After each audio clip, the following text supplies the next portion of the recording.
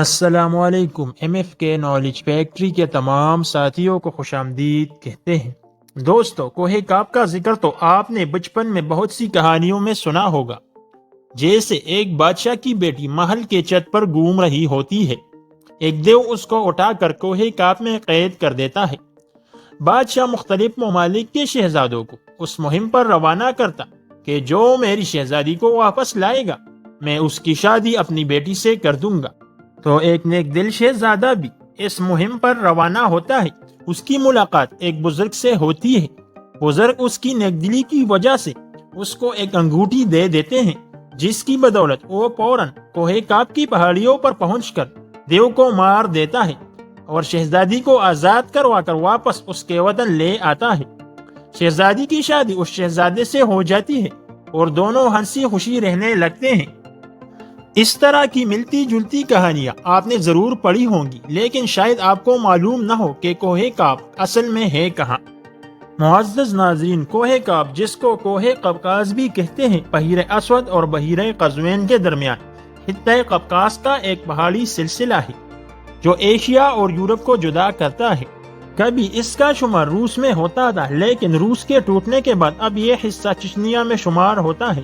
کوہ کاف کے پہاڑی سلسلے کی بلند ترین چوٹی ماؤنٹ البروس ہے، جو 18,506 فٹ یعنی 5,642 میٹر بلند ہے۔ یہ واضح نہیں ہے کہ کوہ کاف کا سلسلہ یورپ میں ہے یا ایشیا میں، اس لیے کہ یہ پہاڑی سلسلہ کافی طویل ہے، جو تقریباً 1100 کلومیٹر لمبا اور 160 کلومیٹر چوڑا ہے۔ دوستو، کوہ کاف کے شمالی دامن میں واقع چچنیا کی چھوٹی سی جمہوریہ، جس کا رقبہ 15,000 مربع کلومیٹر ہے اور آبادی 10 لاکھ سے بھی کم، صدیوں سے روس سے نبرد آزما رہی ہے۔ گو کہ کوہ کاف کا یہ پورا علاقہ 16ویں صدی سے صفوی ایران، سلطنت عثمانیہ اور زارو روس کے درمیان کشمکش اور معرکوں کا مرکز رہا ہے، لیکن چچنیا کے عوام نے اپنی آزادی کی جنگ کا آغاز اس وقت کیا جب 18ویں صدی کے آخر میں عیسائی جارجیا نے ماسکو کے ساتھ اتحاد کیا اور چچنیا ایک طرف جنوب میں جارجیا اور شمال میں روس کے گھیرے میں آ گیا۔ دوستو، قفقاز کا پہاڑی سلسلہ شمالی قفقاز اور مورا قفقاز میں تقسیم ہوتا ہے۔ شمالی قفقاز روس کی سرزمین ہے، جبکہ مورا قفقاز میں خود مختار ریاستیں جارجیا، آرمینیا اور آذربائیجان واقع ہے۔ قفقاز کے پہاڑ کافی ڈھلوان ہیں۔ اس پہاڑی سلسلے میں 5,000 میٹر سے زیادہ لمبے چند پہاڑ ہیں۔